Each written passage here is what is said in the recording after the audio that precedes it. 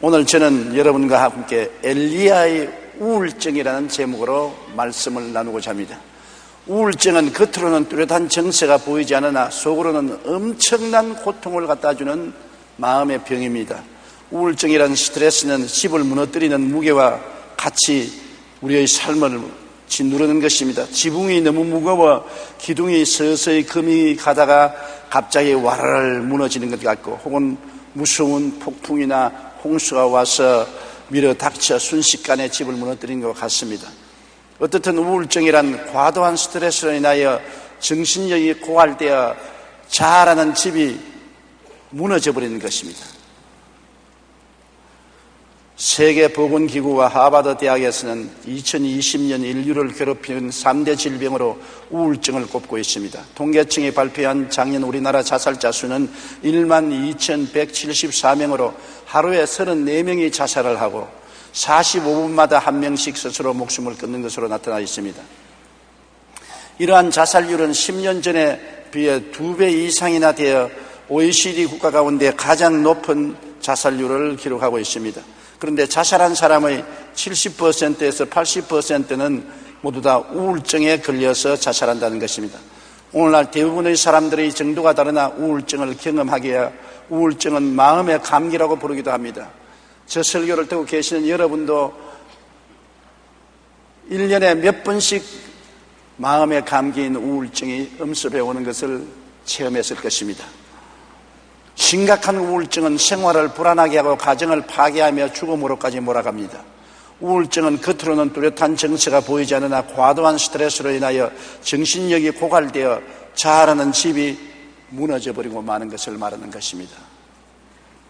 과로로 지쳐버린 엘리야가 바로 이 우울증에 걸린 것입니다. 엘리야는 시돈왕 엣바알의 딸인 이세벨과 결혼한 아합 왕이 바알 숭배를 받들어 야훼를 섬기는 사람들을 모조리 잡아 죽였습니다. 야훼의 선지자들을 다 잡아 죽이고 바알 신을 섬기도록 했습니다. 그때 선지자 엘리야는 이 아합 왕에게 나타나서 내 입에서 말이 떨어지지 아니하면 비가 오지 않을 것이라고 했었습니다. 3년 6개월 동안 비가 안 왔어요. 온 땅이 가물어서 풀 한 폭이 없이 말라주니 짐승도 다 죽고 사람도 살 수가 없게 된 것입니다. 극도의 고통에 처했을 때 엘리야가 아합에게 나타나서 말했습니다. 아합이여, 갈멜산에 이스라엘 백성들을 모으고 바알을 섬기는 선지자 450명과 아세라 신을 섬기는 선지자 400명, 850명을 다 모아서 나하고 시합을 하자. 우리가 각각 송아지 한 마리씩을 잡아서 제단에 얹어놓고 불을 붙이지 말고 기도해서 하늘에서 불로 응답하는 하나님을 참 하나님으로 섬기자. 그래서 아합이 그 말을 듣고 모든 이스라엘 백성을 갈멜산으로 모으고 자기가 섬기는 바알신의 제사장 450명과 아세라신 제사장 400명을 거느리고 갈멜산에 갔습니다. 그래 엘리야와 바알의 제사장들 간의 신앙의 영적 싸움이 붙었은 것입니다. 엘리야가 하는 말이 너희는 숫자가 많지 않느냐? 너희 선지자는 450명, 나는 혼자니까 너희가 먼저 제단 쌓고 송아지를 잡아서 각을 떠 얹어놓고 불을 응답하도록 하라.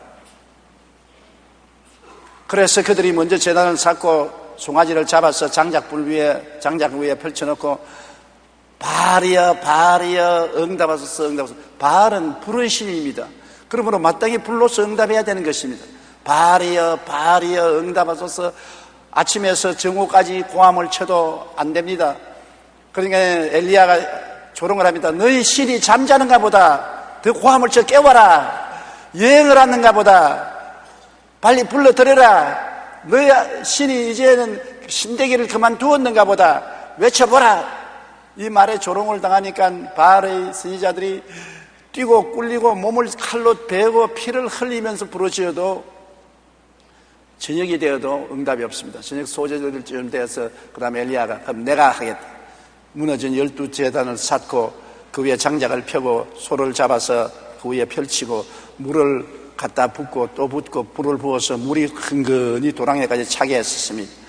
그러고 난 다음에 엘리야가 하나님께 부르짖었습니다. 하나님, 내가 하나님의 뜻대로 이것을 봐서 이 제사를 드린 것을 알아주시옵시고 내게 응답하여주셔서 하나님이 참 하나님인 것을 온 백성들로 깨닫게 해주시옵소서. 불로 응답하셔서 불로 응답하셔서 그냥 확 하고 불이 임하여서 제단의 제물을 다 태우고 물을 다 말리우고 도랑에 있는 물까지 다 말리었었습니다.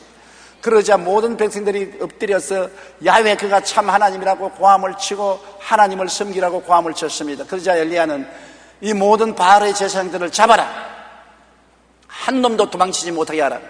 450명을 잡아서 기손 시내가로 끌고 나가서 엘리야가 칼을 뽑아서 450명의 목을 쳤습니다.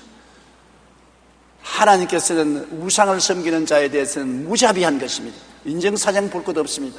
하나님 이외에 다른 신을 섬기는 것은 하나님에 대한 도전이요, 하나님을 멸하려고 하는 악한 마귀의 역사이기 때문에 사정 보지 않습니다. 450명의 목을 치고 난 다음 올라와서 아합에게 말하기를 큰 비의 소리가 들리니 빨리 식사를 하고 수도로 돌아가도록 준비하라고 하고 갈멜산에 올라가서 기도합니다. 얼마나 간절히 기도했던지 그 허리가 굽어져서 목이 다리 사이로 들어갔습니다. 여러분도 기도 간절히 해본 적이 있지요. 창자가 땡겨서 나중에 몸을 펼 수 없는 것. 저는 그것을 기억합니다. 어려울 때마다 하나님께 와서 가만히 있으면 안 그런데 있는 힘을 다해서 고함을 치면 배 창자가 다 당겨 들어가서 허리가 굽어지고 목이 다리 사이로 들어가는 것입니다. 그러면서 종을 시켜서 저 동편 바다를 바라보고 무슨 증상이 있는지 보라. 한번 올라갔다 내려와서 아무것도 없습니다. 7번까지 올라갔다 내려오너라. 7번째 와서 이제 보니 손바닥만한 구름이 떴습니다. 그러면 빨리 아합왕에게 병거를 준비하고 병거를 타고 이스라엘로 들어가도록 하라. 그러고 난 다음 그도 옷을 끈을 묶고 성령이 임하니까 아합왕의 병거 앞에서 뜁니다. 갑자기 먹장 구름이 하늘을 덮고 천둥벼락이 치고 수낙비가 쏟아지는데 그 비 속에서 마차가 끄는 아합왕의 병거도 속도가 빠른데 그 앞에 머리가 다 벗어지고 옷깃을 날리면서 마라톤을 하고 뛰어서 이스라엘까지 들어왔습니다. 그래 들어와서 아합왕은 자기 궁으로 들어가고 엘리야는 자기 숙소에 들어가는데 얼마나 지쳤습니까? 과도한 스트레스를 받았습니다. 그런데 아합왕이 집에 들어가서 자기 아내 이세벨에게 당신이 시집 올 때 데려온 450명의 바알의 선지자를 모가지 다 쳤다. 그러니까 이세벨이 분도 막심해서 엘리야에게 사자를 보냈었습니다. 내일 이맘때 내가 너 목을 치지 않으면 신들이 내게 벌 위에 벌을 내리래. 엘리야 같이 위대한 종, 그가 기도하지 않으면 3년 6개월 동안 비가 오지 않고 기도하면 비가 내린 위대한 종, 그가 기도하면 불로 응답하시는 종, 이와 같은 종도 극도의 스트레스를 걸리니까 그 이세벨 여자의 말 한마디에 그만 무너진 것입니다. 사람이 어느 정도까지 견디다가 짐이 감당할 수 없게 되면 무너지는 것입니다. 엘리야는 그 자리에서 일어나서 종을 데리고 유대의 바알세바까지 도망을 쳐서 그 종을 두고서 또 혼자 하루길을 걸어 들어가서 그는 로뎀나무 밑에 앉아가지고 하나님 앞에 죽여달라고 했는 것입니다. 극도의 우울증이 습격해 와서 그는 살 희망을 잃어버리고 죽기를 염원한 것입니다. 예수 믿는 사람이 왜 우울증이 걸리느냐? 예수 믿는 사람도 너무 스트레스에 걸리면 무너집니다. 야훼를 섬기는 엘리야 같은 위대한 종도 과도한 스트레스에 걸리면 무너지는 것입니다. 열왕기상 19장 3절로 4절에 보면 그가 이 형편을 보고 일어나 자기의 생명을 위해 도망하여 유다에서 간 브엘세바에 이르러 자기의 사원을 그곳에 머물게 하고 자기 자신은 광야로 들어가 하루길쯤 가서 한 로뎀나무 아래 앉아서 자기가 죽기를 원하여 이르되 야훼여 넉넉하오니 지금 내 생명을 거두시옵소서. 나는 내 조상보다 낫지 못하나이다 하고 기도를 드렸습니다. 저는 젊었을 때는 이 성경 구절을 읽고 굉장히 마음에 낙심했습니다. 엘리야 같은 종이 왜 이렇게 연약하게 됐냐? 하나님 앞에 기도해서 하늘 문을 열고 닫는 사람, 불을 내리게 하는 사람이 이세벨 한 여자의 협박에 못 이겨서 이렇게 절망에 처할 수 있느냐? 이해를 할 수 없었습니다. 그러나 제가 이해를 할 때가 왔었어요. 제가 여의도 순복음교회를 지을 때 1차 오일 쇼크가 왔습니다. 은행들이 다 문을 닫고 직장을 잃고 돈은 없고 공사한 회사에서는 돈을 내라고 나는 돈 낼 돈이 한 푼도 없고 일꾼들은 나보고 돈 내라고 백돌장을 들고서 나를 따라오며 내가 여의도에서 마포까지 도망을 쳤다고. 그러고 집에 놓으니까 먹을 것이 하나도 없어요. 우리 마대가 저녁을 못 지었으니까 밥 달라고 울었어. 지금은 밥이 없다니까 밥 줘, 밥 줘. 그래서 제가 때렸습니다. 내일까지 참으라 그러는데 뭐냐면 극도의 스트레스에 걸려서 애를 때리니까 우리 집 사람이 왜 애를 때리느냐, 나를 못 때리니까 애를 때리냐. 어린애를 데리고 그냥 친정집으로 가버렸었습니다. 내 혼자 방에 앉아서 살 힘이 없어졌어요. 주님도 온데간데 없고 하나님께 버림받은 심정이고 마음의 절망이 너무나 진두름으로 이젠 살 필요가 없다고, 죽어야 되겠다고 아파트 7층에서 몸을 내밀어서 떨어지려고 했었습니다. 정말 그때는 죽음이 아름답게 보였습니다. 산다는 것이 너무나 고통스럽고 괴롭기 때문에 죽는 것이 그렇게 편할 수가 없다고 생각해서 죽으려고 하는데 갑자기 벌떼 같은 소리가 귀에 들려오는 것입니다. 죽을 만한 용기가 있거든. 그 용기로서 살아보라. 안 뛰어내리도 너는 죽을 것이니까. 죽는 것은 언제나 죽을 수 있는데 사는 것은 한 번밖에 못 산다. 그러므로 살아보라. 그런 벌떼 같은 음성이 들려오면서 제가 다리에 힘을 얻고 주저앉았습니다. 그리고 하나님께 부르짖었습니다. 하나님, 나는 살지도 못하고 죽지도 못하니 어떻게 합니까? 그때 성령께서 말이 너희 집사람이 가서 회개나 해라. 그때 우리 처갓집으로 찾아가서 집사람을 잡고 잘못되고 용서를 비는데 돌아 누워서 대답을 해줘야죠. 그 옆에서 제가 새벽까지 기도를 했는데 새벽에 손목을 잡으니까 손에 힘을 약간 넣어주더라고요. 아, 이제 됐다. 그래 끌어안고 화해를 하고 용기와 힘을 내어서 우리 교회를 지었었습니다. 내가 오늘 아침에도 우리 집사람 만나서 나하고 한평생 살아오면서 고생 너무 시켜서 미안하다고 말을 했는데, 교회를 개척하고 교회를 세운다는 것은 눈물 흘린 고생과 괴로움이 없이는 안 되는데 그때 우울증이 걸려서 좌절하게 된 체험을 느낀 것입니다. 이러므로 엘리야가 그 위대한 종이 과도한 스트레스를 받으면 견디지 못하고 무너지는 것입니다. 여러분도 과도한 스트레스 받지 마십시오. 내가 견딜 수 없는 한계를 넘은 스트레스를 받으면 무너집니다. 엘리야도 무너지고 조용기도 무너지고 여러분도 무너지는 것입니다. 그렇기 때문에 우울증에 걸려서 자살하는 사람 보고서 손가락질하고 비난해서는 안 됩니다. 얼마나 답답하고 괴롭게 우울증에 걸리겠습니까? 그런데 하나님은 이와 같이 자포자기한 엘리야를 도와주려고 천사를 보내신 것입니다. 자포자기한 엘리야를 찾아온 천사를 볼 수 있습니다. 열왕기상 19장 5절에 로뎀나무 아래 누워 자더니 천사가 그를 어루만지며 그에게 이르되 일어나서 먹으라 하는지라. 완전히 탈진하고 자포자기해서 로뎀나무 맡에서 들어누워서 죽기를 기다리는데 잠이 들었는데 천사가 와서 어루만졌다 했습니다. 천사가 와서 발로 찼다고 말 안 했습니다. 엘리야야! 고함을 쳤다고도 말 안 했습니다. 어루만진다는 것은 쓰다듬다는 것입니다. 요사이 영어로 말하면 마사지 했다는 것입니다. 천사가 와서 엘리야를 얼굴로부터 몸을 이렇게 어루만져 주었습니다. 부드러운 손으로 어루만져 주었습니다. 그러고 난 다음에 야 엘리야야 일어나서 먹고 마셔라. 보니까 하나님이 떡을 굽고 물 한 병을 준비해서 갖다 놓았었습니다. 엘리야가 일어나서 떡을 먹고 물을 마시고 또 들어 누워서 또 혼몽 가운데 빠졌습니다. 그러니까 또다시 천사가 와서 엘리야를 어루만졌습니다. 쥐어박은 것 아닙니다. 스트레스 걸려서 고통당하는 사람 보고 꾸짖고 쥐어박고 욕하면 안 돼요. 천사가 와서 또 끌어안고 어루만져주고 쓰다듬어주고 그러고 난 다음 또 떡을 구워서 주고 물을 마시고 용기를 내고 힘을 내라. 그러고 네가 일어나서 40주 40년을 걸어서 호렙산으로 가라.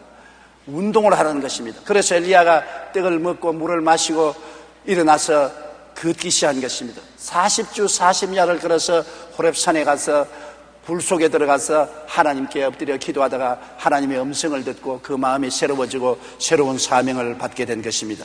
열왕기상 19장 7절로 8절에 야훼의 천사가 또 다시 와서 어루만지며 이르되 일어나 먹어라 내가 갈 길을 다 가지 못할까 하노라 하는지라.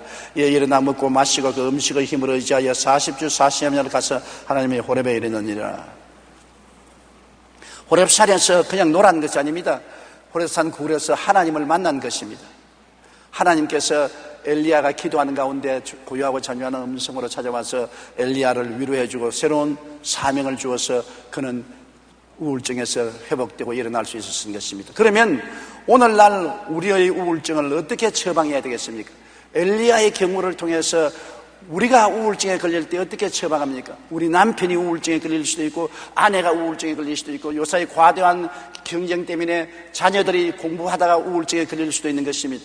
또 이웃 형제들이 우울증에 걸릴 때 우리가 어떻게 처리해야 되겠습니까? 과도한 스트레스가 걸리면은 여러 가지 외부적인 형태가 나타나는 것입니다. 지속적으로 불안하고 공포심, 좌절감, 낙심, 분노, 염세주의, 자포자기, 절망 등이 마음을 짓누르는 것입니다. 큰 바위를 얹어놓은 것처럼 마음을 짓누릅니다. 좌절과 절망, 염세주의, 자포자기, 공포, 좌절, 불안 이런 것이 짓누르는 것입니다. 제가 옛날 체험해 보니까 교회에 나오면은 빚쟁이들이 와서 진을 치고 언제 노동자들이 돌멩이를 들고 따라올지 모르기 때문에 밤에 자다가 가슴이 답답해서 호작딱 일어나서 진땀을 흘리고 하나님이여 이 날이 언제 지나가겠습니까? 정말 가슴을 짓누르는 마음의 염려와 근심은 안 당해본 사람 모릅니다. 아마 빚져서 고생한 사람 내가 무슨 말 하는지 알 거예요. 자다가 일어나서 마음이 바위로 짓누른 것 같고 천지가 캄캄하고 절망이 휩쓸어온 때가 한두 번이 아닌 것입니다. 그러한 스트레스 증후군이 나타나기 시작하는 것입니다. 욥기 3장 26절에 보면 나에게는 평안도 없고 안일도 없고 휴식도 없고 다만 불안만 있구나.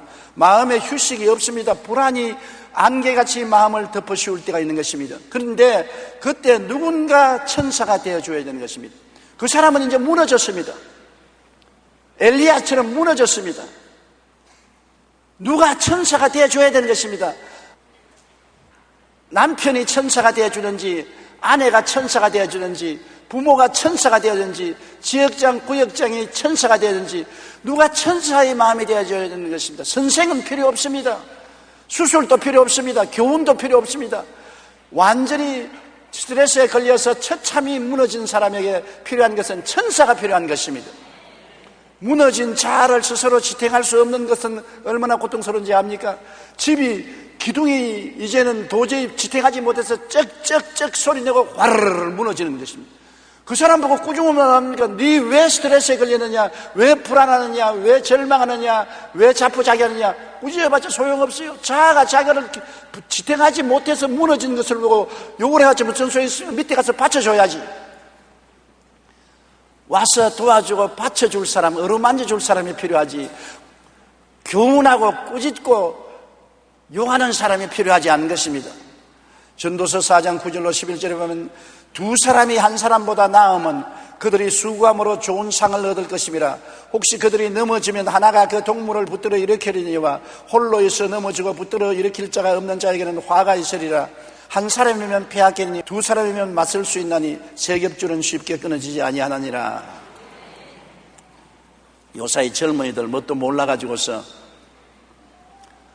혼자 사는 게 좋다고 30, 40이 될 때까지 장가도 안 가고 시집도 안 가고 혼자 사는데 좋을 때는 혼자 살아도 괜찮아요. 언제고 인생의 풍파가 안 다가온다고 말할 수 없는 것입니다. 풍파가 다가와서 크고 적은 스트레스에 걸렸을 때는 자기가 자기를 지탱하지 못합니다. 술로서 지탱할 수 있습니까? 파멸당하죠. 마약으로 지탱할 수 있습니까? 죽음의 길을 택하는 것이죠. 같이 있는 사람이 천사가 되어서 어루만져 줘야 되는 것입니다. 그럴 때 남편이 필요하고 아내가 필요한 것입니다. 그때 친한 사람이 필요한 것입니다.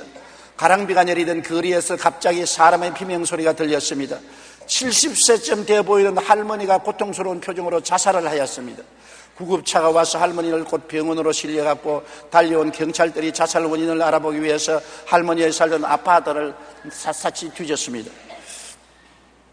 가보니까 실내는 비싼 가구와 고급스러운 도구로 할머니 생활은 풍족해 보였지만 어딘지 썰렁한 기운이 느껴졌습니다. 경찰은 할머니의 자살 원인을 경제적인 것은 아니라고 생각하고 할머니 주치의에게 전화해서 지병이 있는지 물어보았습니다. 의사는 할머니가 나이에 걸맞지 않게 건강하다고 말했었습니다. 고민하던 경찰들은 작은 수첩 하나를 발견했습니다. 그 수첩을 보던 경찰은 바로 이것이구나 하고 무릎을 쳤습니다. 고개를 끄덕끄덕했습니다. 할머니의 수첩에는 365일 동안 똑같은 글이 적혀 있었습니다. 오늘도 아무도 나에게 오지 않았다. 건강한 할머니, 꽤 먹고 살만한 재산도 있었는데 자살한 이유는 365일의 일기장에 똑같은 말, 오늘도 아무도 나에게 오지 않았다. 사람은 가장 비참하게 만드는 것은 영양소 결핍이 아니라 애정 결핍인 것입니다. 이 할머니가 자살한 것은 애정 결핍에 걸려서 자살하게 된 것입니다. 누군가 천사가 되어 함께해 주지 않을 때 무너지는 자아를 스스로 지탱할 수 없었습니다. 이 할머니가 좌절되고 낙심되고 자아가 무너질 때 그를 지탱해 줄 사랑스러운 손길이 곁에 있었으면 좋을 건데 없었다는 것입니다. 사람이 영양 붙는 음식을 못 먹어도 죽지만은 애정 결핍이 되어도 살 수가 없습니다. 남편의 사랑, 아내의 사랑, 자식의 사랑, 부모의 사랑, 친구의 사랑, 선생의 사랑, 제자의 사랑, 사랑 없이 사람은 못 산다는 것을 알아야 되는 것입니다.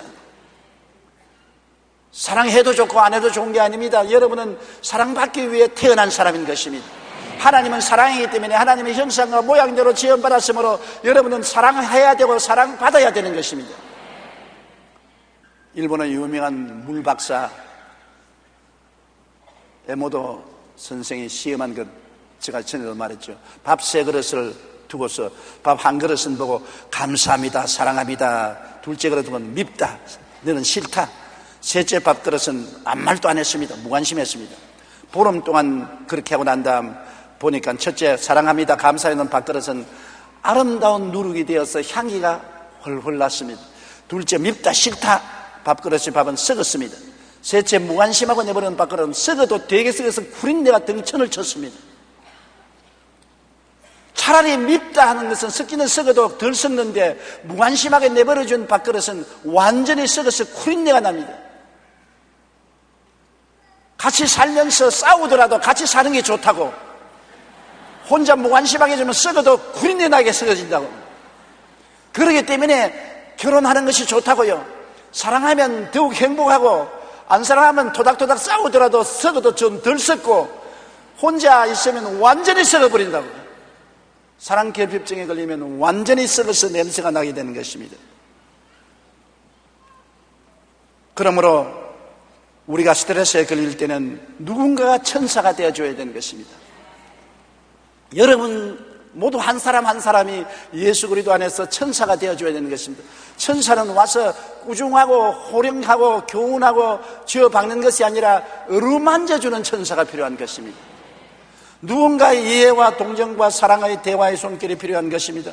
여러분 몸이 긴장하고 등산을 하다가 내려온 후에나 노동을 하고 난 다음에 몸이 쑤실 때 마사지를 받으면 풀리지 않습니까? 손으로 몸을 마사지 해주는 것. 마음도 마사지가 필요하다고요. 몸만 마사지가 필요한 건 아닙니다. 마음도 마사지가 필요하다고요. 마음에 심한 고통과 시달림을 당한 사람은 누가 그 하소연을 들어주고 동정해 줄 사람이 필요한 것입니다. 천사가 엘리야 같은 위대한 종을 보고 야 성령 충만하고 하늘 문을 열고 닫고 불을 내리게 하는 너가 이 모양이 꼬락서게 되었냐, 아이고 참 보기 흉하다, 그렇게 말하지 않았습니다. 한마디 교훈도 하지 않고 그러지 않고 어루만져 주는 거죠. 떡과 물을 먹이면서 어루만져 주는 것입니다. 빌립보서 2장 1절로 4절 우리 다 같이 한번 읽어보십시다. 그러므로 그리스도 안에 무슨 권면이나 사랑의 무슨 위로나 성령의 무슨 교제나 긍휼이나 자비가 있거든 마음을 같이하여 같은 사랑을 가지고 뜻을 합하며 한 마음을 품어 아무 일이든지 다툼이나 허영으로 하지 말고 오직 겸손한 마음으로 각각 자기보다 남을 낮게 여기고 각각 자기 일을 돌보뿐 아니라 또한 각각 다른 사람들의 일을 돌보아 나의 기쁨을 충만하게 하라. 그리스도 안에 있는 무슨 권면이나 사랑의 무슨 위로나 성령의 무슨 교제나 긍휼이나 자비가 있거든 그걸 가지고 나만 누리지 말고 이웃의 마음을 마사지해 주라는 것입니다. 마음을 위로해 줘야 되는 것입니다. 어루만진다는 것이 여러분 얼마나 좋은지 압니까? 내 말 들어보세요. 미국의 심장건강센터의 딘 오시니 박사는 행복으로 이르는 8가지 길이라는 자신의 책에서 행복을 이루기 위해서는 서로 어루만지고 구원하고 어루만지라고 권하고 있는 것입니다. 여러분 부부간에 오늘 이 교회에 오신 분도 있고 따로따로 오신 분도 있겠지만은 부인을 하루에 한 번씩이라도 끌어안고 어루만져 주는 사람 한번 손 들어봐 주십시오. 한 사람도 없네. 그러니 안 행복하지. 남편을 어루만져 주고 하루에 한 번씩이라도 뽀뽀해 주는 우리 자매님 한번 손 들어봐 주십시오. 한 사람밖에 없어.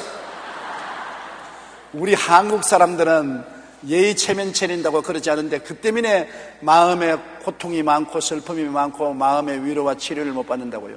하루에 적어도 한 번 이상은 안아주고 어루만져주고 뽀뽀해줘야지 그것이 행복으로 가는 길인 것입니다. 오늘 이 말씀을 읽어보십시오. 사람이 서로 어루만지면 마음에 담긴 사랑을 깊게 전달할 수 있으며 마음 깊이 전해진 사랑이 행복을 만들어낸다는 것입니다. 마이애미의 신체 접촉 연구소 연구 결과에 의하면 어루만지는 애정이 접촉은 엔돌핀의 분비를 촉진시키고 인체의 면역 기능을 강하게 하는 것으로 나타난 것입니다. 서로 어루만지고 등을 쓰다듬어주고 두들겨주면 몸에 엔돌핀이 생겨요. 엔돌핀이 생기나면 엔돌핀은 우리를 기쁘게 하고 행복하게 만들어주는 것입니다. 그리고 몸에 면역성을 강하게 해서 감기 안 들려요. 여러분 감기 주사 맞고 있잖아요. 주사만 가지고 안 돼요. 어루만져 줘야 면역성이 생겨서 감기가 안 걸려요. 감기 걸리면 병원에 가면 돈 들지 않아요. 남편 여러분 돈 안 들라고 하다 어루만져 줬어요. 아침에 자고 일어나서 한번 껴안고 뺨말 비벼주고 등을 한번 쓰다듬으면 그게 굉장한 엔돌핀을 생산하고 면역성을 강하게 하고 마음을 행복하게 만들고 기분 좋게 만들어주는 것입니다. 그리고 서로 어루만져주면 나아가 스트레스 호르몬의 분비를 억제하여 치유 효과가 있다고 밝혔습니다. 마음 깊이 전해진 사랑이 행복을 만들어내는 것입니다. 아무리 스트레스를 받아도 어루만져주면 괜찮은 것이 내가 어릴 때 우리 동리에 가서 애들에게 얻어맞고 마음이 분해서 집에 울고 엄마 하고만 어머니가 부엌에서 뛰어나서 치마로 나를 감싸주고서 눈물을 짜고 머리를 써주고 아이고 내 새끼야 괜찮다 괜찮다 나쁜 놈들이 왜 우리 아들을 때리나 그러면 울면서 내 마음이 다 치료돼요. 고통스러운 스트레스가 다 해소되고 곧장 어머니 품에서 나와서 또 뛰어놀러 나갈 수 있는 것입니다. 그러므로 어루만진다는 것은 좋아요. 행복한 삶을 위해 우리는 마음에 담긴 사랑을 서로 어루만지며 표현하는 것이 중요한 것입니다. 특별히 우울증을 치료하기 위해서는 누군가 이해와 동정과 사랑의 대화의 손길을 가지고 어루만져 주어야만 되는 것입니다. 그리고 스트레스에 걸리면 먹고 마시고 잠자는 휴식이 필요한 것입니다. 스트레스에 걸렸다고 염려하고 근심하고 불안하고 초조하고 안 먹으면 안 돼요. 스트레스에 걸릴 때는 먹고 마시고 잠을 자야 되는 것입니다. 휴식해야 되는 것입니다. 출애굽기 20장 11절에 이는 엿새 동안에 나 야훼가 하늘과 땅과 바다와 그 가운데 모든 것을 만들고 일곱째 날에 쉬었음이라. 누가복음 21장 37절에 예수께서 낮에는 성전에서 가르치시고 밤에는 나가 감람몬이라는 산에서 쉬시니라. 야훼께서 그의 사랑하는 자에게는 잠을 주신다고 말했는데요. 저도 일벌레입니다. 워칼록입니다. 하루라도 말씀을 안 정하면 불안해요. 젊었을 때는 이른 새벽부터 밤늦게까지 쉬지 않고 일을 했어요. 열심히 안 뛰고 75만 성도가 될 수가 없지요. 이 많은 일을 할 수가 없지요. 교회도 세웠지요. 기도원도 세웠지요. 엘림복지동산도 세웠지요. 한세대학도 세웠지요. 국민일보도 세웠지요. 청소년센터도 세웠지요. 그러니 동동 구르고 뛰지 않고는 할 수가 없습니다. 너무 과로했어요. 강단에서 설교하다가 쓰러졌습니다. 그 엄청난 고생을 했습니다. 당시 저는 정신적, 육체적 고난을 많이 겪었습니다. 엄청나게 고생스러워서 이제는 죽는가 생각하는 것입니다. 강단에 설교하는 것이 죽음보다 더 고통스러웠었습니다. 그런데 두 분의 도움을 제가 받았었습니다. 한 분이 저에게 와서 이런 질문을 했습니다. 조 목사님은 하나님보다 더 위대합니까? 그 말을 듣고 굉장히 기분이 나빠요. 내가 언제 하나님보다 더 위대하다고 말합니까? 아니, 조 목사님 지금 사는 모습이 하나님보다 더 위대하다고 교만하게 하고 있지 않습니까? 내가 언제 교만했습니까? 하나님도 엿새 동안 일하고 이럴 때 쉬었는데 목사님은 이래 동안 한도 안 쉬고 뛰는 것을 자랑으로 생각합니까? 하나님보다 더 위대합니까? 그 말에 내가 끄꾸러졌습니다. 맞았어. 하나님도 엿새 동안 일하고 이럴 때 쉬었는데 내가 이래째 계속해서 일하면 하나님보다 더 위대한 사람이 되는구나. 그 분의 말씀이 내 마음에 폐부를 찔렀습니다. 그런데 내가 주치의로 삼고 있던 의사가 나에게 와서 목사님 쉬십시오. 휴식을 해서 먹고 자고 쉬어야 합니다. 내가 시간이 바빠서 도저히 그럴 수가 없습니다. 목사님, 쉬는 것도 일입니다. 쉬어야 더 좋은 일을 할 수 있으니까는 일만 일이 아니라 쉬는 것도 일이라고요. 전지를 재충전 않고 계속해서 써보십시오. 전기가 나가버리면 나중에는 폐기 처분해야 됩니다. 지금 목사님 이대로 나가면 폐기 처분해야 돼요. 앞으로 더 살아서 일하려거든 쉬어야 돼요. 쉬는 것도 일입니다. 그 두 분의 말이 나에게 굉장한 충격을 주었습니다. 하나님도 엿새 동안 일하고 일흘째 쉬었고 쉬는 것이 바로 일한 것이다. 더 큰 일을 하기 위한 적은 일이 쉬는 것이라는 말을 듣고 그 다음부터는 제가 월요일 날은 꼭 쉬려고 애를 쓰고 있습니다만 잘 안 돼도 그렇게 하려고 애를 쓰고 있어서 많이 회복됐어요. 여러분, 우리는 매일 겪는 스트레스를 잘 처리하지 못하면 개인의 인생도 가정도 사회생활도 실패하게 됩니다. 그러므로 먹고 마시고 잠자는 휴식을 통해서 스트레스를 이기고 항상 성령으로 충만할 때 영혼이 잘됨같이 범사에 잘되며 강건해질 수가 있는 것입니다. 부인들이 가정사에 너무 스트레스를 받아서 나중에는 살 희망도 잊어버리고 절망하는 때가 종종 있습니다. 그러면 남편들이 그걸 이해하지 못하고 뭘 집안에 있으면서 스트레스에 걸리느냐, 나는 밖에서 일하기에 이렇게 고통스러워도 이겨나가는데 집에 있으면서 스트레스에 걸렸다고 머리 아프다고 들어눕고 그러냐. 그렇지 않습니다. 큰일보다 자잘구레한 일이 스트레스가 더 걸린다고요. 큰일은 큼직하게 하고 있는 자잘한 일은 애들 옷 벗기고 옷 입히고 빨래하고 집안 소지하고 밥하고 그릇 씻고 또 그 이튿날 또 반복하고 못할 짓이 거짓인 것입니다. 그러므로 스트레스는 큰 일에도만 걸리는 게 아니라 적은 일에도 스트레스를 걸리기 때문에 휴식이 필요한 것입니다. 여러분, 남편 여러분, 부인에게 꼭 휴식을 주십시오. 친구들하고 좀 놀러 가도록 허락해 주십시오. 그렇게 해서 휴식을 해야 더 좋은 어머니가 되고 더 아내가 될 수 있습니다. 남편도 한 가지인 것입니다. 돈벌이 한다고 너무 치중해서 나중에는 돈벌이 하는 것이 아니라 병들어서 들어누우면 번 돈보다 더 많이 쓰게 되고 처자 두고서 죽어버리면 어떻게 합니까? 그뿐 아니라 스트레스에서 해방되기 위해서는 기분 전환을 위한 육체적 운동이 꼭 필요합니다. 운동해야 돼요. 잠언서 17장 20절에 마음의 즐거움은 양약이라도 심령의 근심은 뼈로 마르게 한대. 운동을 하면 엔돌핀이 나와서 마음이 즐거워지는 것입니다. 잠언서 18장 14절에 사람의 심령은 그 병을 능히 이기려니와 심령이 상하면 그것을 누가 일으키겠느냐. 산책하는 것이나 운동하는 것은 우리 몸에 굉장히 좋아요. 우리가 걸으면 뇌세포가 활성화되고 근육질이 유지되어 건강해지고 혈액순환이 좋아지는 것입니다. 하루에 13,000보 정도는 걸으면 여러분 근육이 유지되고 지방이 연소되어 혈액순환이 좋게 되는 것입니다. 그러면 마음이 상쾌해지고 기뻐집니다. 마음이 기쁘면 우리의 몸이 약공장이 되어서 온갖 약을 다 생산함으로 육신의 다른 병도 다 고쳐주는 것입니다. 빌리그람 목사님은 늘 조깅을 했죠. 건강을 유지했습니다. 미국의 루즈벨트 대통령이나 미국 역대 대통령을 보면 걷기나 달리기를 항상 하며 건강을 유지했습니다. 독립보감에 보면 건강을 위한 3보가 있는데 식보, 밥을 잘 먹는 것, 약보, 적당히 보약을 먹는 것, 행보, 걸어서 건강해진다는 것입니다. 우울증을 해방하고 치료하기 위해서는 이처럼 적당한 휴식과 기분 전환을 위해 육체적인 운동이 필요한 것입니다. 엘리야는 너무나 위대한 종이 우울증에 걸리기 때문에 그를 고치기 위해서는 40주야를 걸으라고 했는 것입니다. 하루 이틀 걸은 게 아닙니다. 엘리야는 우울증에 걸려서 들어누웠다가 천사의 어루만짐을 받고 일어나서 40주야를 걸어서 하나님의 산 호렙으로 가라고 하는 것입니다. 그러므로 우리도 우울증에 걸리지 않기 위해서는 하루에 시간을 내서 적당한 운동을 꼭 해야 되는 것입니다.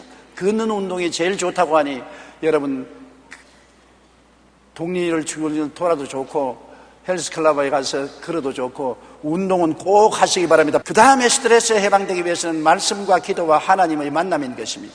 여러분 하나님 앞에 엎드려서 있으면 하나님의 성령이 임하시면 마음에 큰 평안이 옵니다. 저는 목회 사업에 스트레스에 걸려 괴로우면 그냥 하나님 앞에 엎드려서 잡니다. 기도만 한다고 여러분 되는 것이 아닙니다. 자꾸 하나님 앞에서 말하지 말고 고요히 앉아있다가 잠이 오더랑 하나님 앞에 푹 자시오. 그것도 기도입니다. 저는 기도원에 가서 굴에 들어가서 자요. 다른 사람들 기도하는 줄 알았는데 아니 기도 안 하고서 엎드려서 자요. 보통 잠보다 하나님 앞에서 자고 나면 얼마나 성령이 충만한지 몰라요. 자고 났는데 성령이 충만해요. 하나님을 생각하고 하나님 앞에 엎드려 기도하다가 코를 골고 자고 나면 마음의 스트레스가 다 풀리고 치료하는 생명의 역사가 일어나는데 왜 그러냐? 이사야 40장 28절로 31절 다 같이 읽어보십시다. 너는 알지 못하였느냐 듣지 못하였느냐 영원하신 하나님 야훼 곧 땅끝까지 창조하신 이는 피곤하지 아니하시며 번비치 아니하시며 명철이 한이 없으시며 피곤한 자에게는 능력을 주시며 무능한 자에게는 힘을 더하시나니 소년이라도 피곤하며 곤비하며 장정이라도 넘어지며 쓰러지되 오직 야훼를 앙망하는 자는 새 힘을 얻으리니 독수리가 날개치며 올라감 같을 것이요 다른 박질하 해도 곤비치 아니하겠고 걸어가도 피곤치 아니하리라. 앙망한다는 것은 하나님만 쳐다보고 있는 것을 말하는 것입니다. 다른 말 안 해요. 말하려면 더 스트레스가 더 걸려요. 말 연구한다고. 기도를 할 때 여러분 웅장한 웅변을 하려고 하면 말 연구하는데 보통 스트레스가 걸리는 것이 아니에요. 그러므로 기도도 단순하게 한마디 외마디 소리로 기도하는 것이 좋지. 주여 감사합니다. 주여 감사합니다. 주여 감사합니다. 주여 감사합니다. 주여 우리 아들 구원해 주시옵소서. 구원해 주시옵소서. 구원해 주시옵소서. 구원해 주시옵소서. 하나님 병 고쳐 주시옵소서. 병 고쳐 주시옵소서. 병 고쳐. 그 단순한 말을 1시간도 좋고 2시간도 좋고 집중하라고요. 왜 복잡한 웅변을 합니까? 하나님이 웅변을 할 줄 몰라서 하나님 듣게 하려고 하는 것입니까? 단순한 말을 반복해서 하십시오. 과부가 불의한 재판관에 와서 무슨 말 했습니까? 내 원수에 대한 원한을 갚아주소서. 그 말밖에 안 했어요. 내 원수에 대한 원한을 갚아주소서. 내 원수에 대한 원한을 갚아주소서. 내 원수에 대한 원한을 갚아주소서. 나중에는 재판관이 번거로워 견딜 수 없을 정도로 그 말을 하는 것입니다. 단순한 게 좋습니다. 복잡한 걸 하나님 싫어하셔요. 단순한 것은 그보다 더 단순한 것은 아무 말도 안 하고 쳐다보는 것입니다. 야훼를 앙망하는 것 하나님은 쳐다보고 있어요. 그냥 야훼를 앙망하고 있으면 쳐다보고 있는데 하나님의 은혜가 이슬처럼 임하는 것입니다. 여러분 새벽 이슬에 몸 젖는다는 말 있지요. 이슬은 눈에 안 보이지만은 새벽에 나가서 돌아다니게 보십시오. 몸이 축축하게 젖어 있지요. 야훼를 앙망하고 있으면 눈에 안 보이게 성령이 임하여서 성령으로 온몸이 축축하게 젖어지는 것입니다. 성령이 임하시면 성령은 생명의 영이라 피곤하고 고달픔을 다 제하고 스트레스를 제하고 상쾌하게 만들어주는 것입니다. 그러므로 하나님 앞에서 점심 먹고 한 10분이나 15분 앙망하면서 졸면 보약입니다. 하나님 앞에서 주를 앙망하고 조는 것 절대로 죄책감을 느끼지 마십시오. 굉장히 좋은 겁니다. 영혼의 보약이 되고 안식이 되는 것입니다. 야훼를 앙망하십시오. 그냥 쳐다보는 것. 그것도 못하면 할 수 없지. 기도하지 못한다. 그럼 쳐다만 보십시오. 하나님 쳐다만 보십시오. 그러면 새 힘을 얻은 것이 독수리가 날개치며 하늘로 올라가는 같이 된다고 말하는 것입니다. 신앙은 하나님을 의지하고 예수님을 믿는 신앙은 굉장히 여러분 심신의 건강을 갖다 줍니다. 하버드 의과대학교 벤슨 교수는 연구를 통해 신앙인이 비신앙인보다 훨씬 더 건강하게 오래 산다는 것을 밝혔습니다. 사람들 질병의 60%에서 90%는 마음의 문제로서 곧 스트레스에서 오는 현상입니다. 심장수술을 받은 232명 가운데 살아남은 환자를 조사해보니 모두 다 신앙인이요 비신앙인보다 3배나 많았습니다. 심장혈관병으로 죽는 경우는 신앙인은 비신앙인의 절반밖에 안 되었습니다. 신앙인과 비신앙인 간에는 자살률도 4배나 차이가 납니다. 정기적으로 예배를 드리면 불면증의 75%가 정상화되고 습관적으로 통증을 제거하기 위해서 먹던 진통제도 34%나 감소하게 되는 것입니다.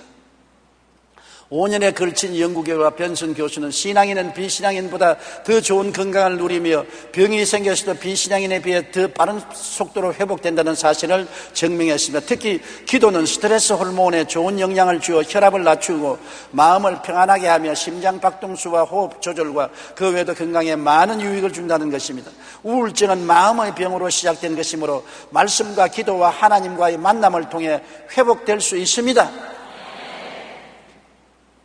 하나님 앞에 기다리고 기도하면 하나님은 고통과 절망 가운데서 우울증에 걸린 사람에게 새 힘을 주고 새로운 꿈을 탄생시켜주는 것입니다. 사랑하는 자여, 내 영혼이 잘됨같이 내가 범사에 잘됨에 강건하기를 간구한다는 하나님께서 수고하고 무거운 짐진 자들아 내게로 오라 내가 너를 치유하리라. 주님께 나오면 새로운 꿈을 탄생시켜 주시는 것입니다.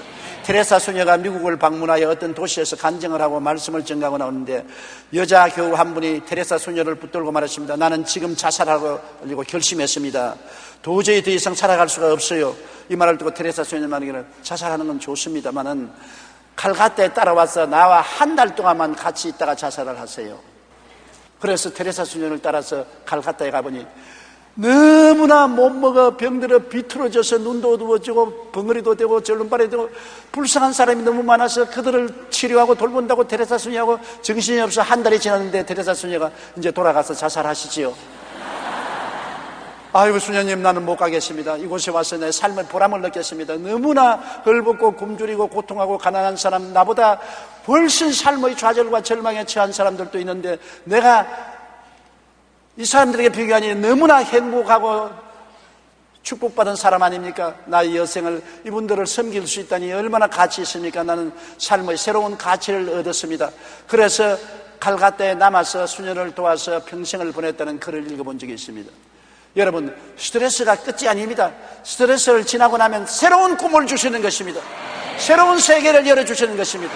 하나님 앞에서 스트레스 치료를 받고 나면 새로운 희망을 주셔서 인생을 더 가치 있고 즐겁게 살아갈 수 있게 도와주신다는 것을 알아야 될 것인 것입니다. 우울증은 생사를 좌우하는 심각한 마음의 병입니다.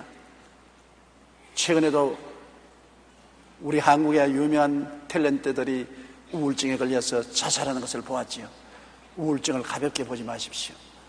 우울증의 좌절과 절망의 정체를 발견하면 곧장 어루만져 주십시오. 남편이 우울증에 걸리면 내가 우울증에 걸렸다 말하지 않습니다. 염려와 근심, 불안과 초조, 절망, 좌절, 염세감, 좌절감 속에 흐득이는 것을 감지하거들랑 꼭 쓰다듬어 주십시오. 위로해 주십시오. 아내의 우울증을 치료해 주십시오. 자식들의 우울증을 치료해 주십시오. 육체의 병은 눈에 보이나 마음의 병은 눈에 보이지 않기 때문에 등한히 하기 쉽습니다. 우울증을 앓는 사람은 조수하거나 가벼이 여겨서는 절대로 안 됩니다. 그들은 특별한 관심과 치료가 있어야 되는 것입니다. 여러분이 오늘 남편의 천사가 되고 아내의 천사가 되고 자녀들의 천사가 되고 이웃의 천사가 되어서 어루만져주는 성도 여러분들이 되시기를 주의 이름으로 축원합니다. 우리 기도드리겠습니다. 전능하신 우리 아버지 하나님, 이 세상 살이가 너무나 힘들고 괴롭기 때문에 우울증에 안 걸리는 사람이 없습니다. 감기 몸살처럼 마음에 감기 몸살인 우울증을 앓고 고통을 당합니다. 남편이, 아내가, 자식들이, 이웃이 고통당할 때 우리가 천사가 되고 어루만져주는 손길이 되게 도와주시옵소서. 하나님의 치료의 사역을 우리가 대신할 수 있도록 도와주시옵소서. 아버지, 우울증에 걸린 사람들이 다 우울증에서 노연함을 받고 은총을 잊게 하여 주시옵소서. 오늘 저희 메시지를 들은 우울증 환자들 희망을 잃지 말고 소망을 가지고 우울증을 극복하고 더 나은 꿈과 환상을 주님께로부터 얻어서 나갈 수 있도록 도와주시옵소서. 예수님 이름으로 기도드립니다. 아멘.